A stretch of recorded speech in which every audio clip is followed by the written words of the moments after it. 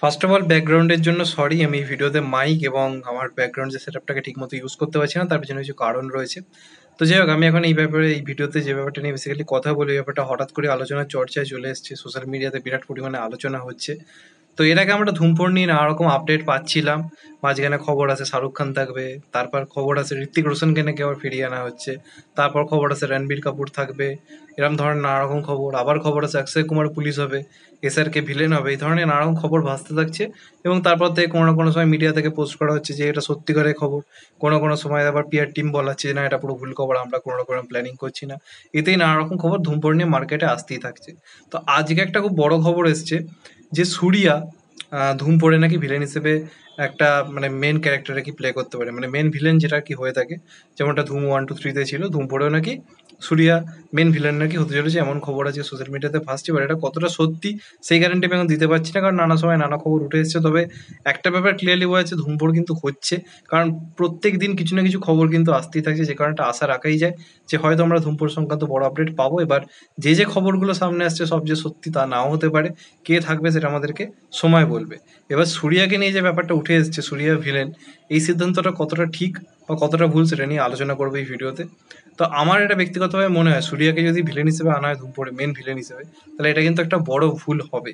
দেখো, শুধু সাউথের মার্কেটের কথা ভেবে কাজ করলে তো হবে না।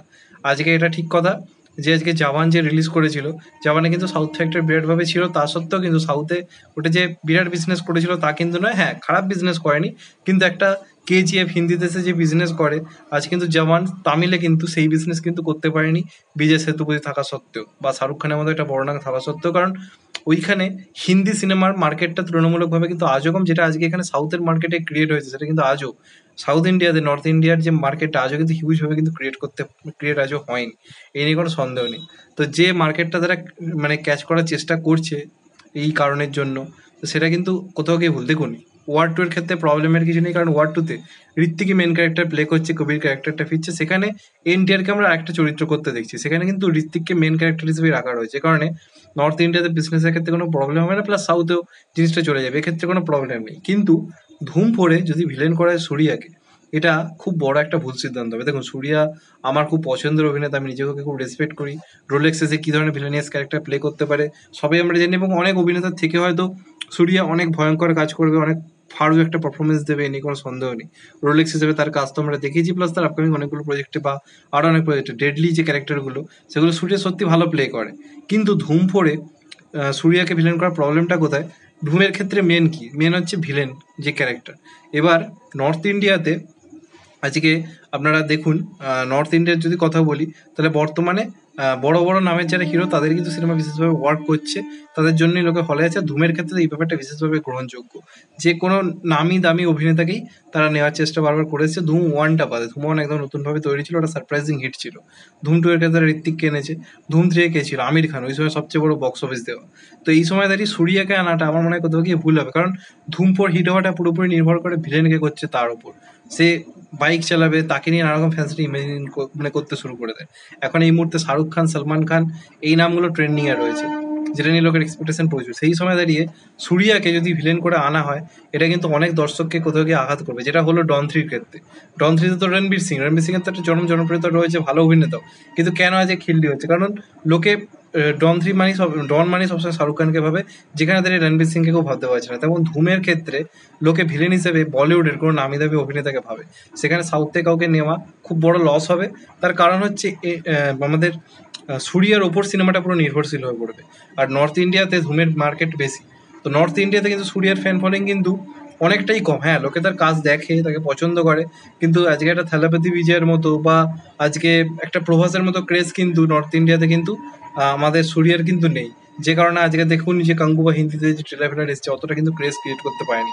বা এনটিআরেরও হিন্দিতে কিন্তু ট্রিপল আর আসার পরও সেই ক্রেজ কিন্তু ক্রিয়েট করতে পারেনি, যেটা আজকে প্রভাস করতে পেরেছে, যেটা থালাপতি বিজয় করতে পেরেছে। এদের সেই ক্রেজটা এত বেশি যে এদের সিনেমালে ওয়ার্ক করে। দেখুন না, গোট সেরকম সই পায় তো, আজকে থালাপতি বিজয় যদি ভিলেন হিসেবে করতো প্রবলেম হতো না, লোকে পাগলের মতো ছুটতো। কিন্তু সুরিয়ার নর্থ ইন্ডিয়াতে ক্রেজ কিন্তু অতটা নেই।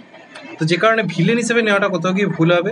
যে খবরটা ছড়াচ্ছে যে ভিলেন হচ্ছে, এটা ভুল হবে। তো যদি পুলিশ হিসেবে আনা হয়, কপ হিসেবে আনা হয়, তাহলে আই থিঙ্ক খুবই বেটার হবে সেটা।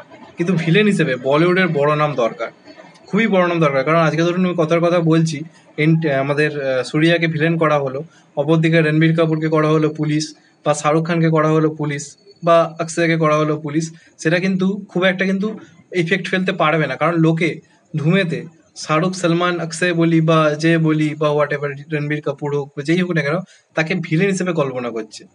এবার সবকিছু তারা নতুনভাবে ক্রিয়েট করতে চাইছে, সবই ঠিক আছে। আমার মনে হয় সূর্যাকে পুলিশ করে যদি ভিলেন ক্যারেক্টারে বলিউডের কাউকে নেওয়া হয়, সেটাই সব থেকে বড় হবে, নাহলে কিন্তু এটা বড় বোকামি হয়ে যাবে। যদি ধুম সাউথে কি করবে এই কথা ভেবে তারা ধুমের পুরোপুরি দায়িত্বটা বা ধুমের মেন যে মানে অ্যান্টাগনিস্ট, সেটার দায়িত্ব এই সূর্যাকে দিয়ে দেয়, আমার মনে হয় সেটা খুব একটা বেশি কিন্তু ওয়ার্ক করবে না, এটা চরম বোকামি হয়ে যাবে। তো এটা আমার মতামত। আমার মনে হয় না এটা জিনিসটা তারা করবে, ওটা পুরোপুরি আমার রিউমারই মনে হচ্ছে। বলিউডের কাউকে ছাড়া, ভিলেন করা ছাড়া ধুম 4 হতেই পারে না, এটা আমার ব্যক্তিগত বিশ্বাস। তো দেখা যাক শেষ পর্যন্ত কি হয়। তবে হ্যাঁ, সূর্যা ভালো অভিনেতা, হয়তো পারফরমেন্সেও ফাটিয়ে দেবে, কিন্তু বক্স অফিস যদি ইন্ডিয়াতে, নর্থ ইন্ডিয়াতে ভালো কিছু করতে হয়, কারণ ধুম ফ্র্যাঞ্চাইজির ক্রেজ কিন্তু আজকে কিন্তু খুব একটা সাউথ ইন্ডিয়াতে কিন্তু নেই। এটা সত্যি কথা, সাউথ ইন্ডিয়াতে কিন্তু ধুমপড়ের ক্রেজ অতটাও নেই যতটা কেজিএফ বা অন্যান্য সিনেমার ক্রেজ আমাদের এখানে রয়েছে। তো এই জিনিসটা মাথায় রাখতে হবে। সেক্ষেত্রে সিনেমা হিট করাতে গেলে নর্থ ইন্ডিয়াতে বলিউডের কোনো বড় নাম চাই ভিলেন হিসেবে, যেটা সূর্যা আমার মনে হয় না অতটা ক্রিয়েট করতে পারবে নর্থ ইন্ডিয়াতে। তো এটা পুরোপুরি আমার মতামত, অনেকের সঙ্গে মিলবে, অনেকের সঙ্গে নাও মিলতে পারে। প্রত্যেকের মতামত মিলবে, এটা তো স্বাভাবিক না, যে কারণে আমি আমার বক্তব্যটা দিলাম। তোমাদের এটা নিয়ে কি মতামত অবশ্যই কমেন্ট করে জানিও। চ্যানেলটা নতুন হলে চ্যানেলটা সাবস্ক্রাইব করে দিও and get the bell icon. ভালো থেকো সবাই, টেক কেয়ার, নমস্কার, আবার দেখা হবে। এখন তো বাই, সবাই ভালো থেকো, সুস্থ থেকো, টেক কেয়ার, আবার দেখা হবে, নমস্কার।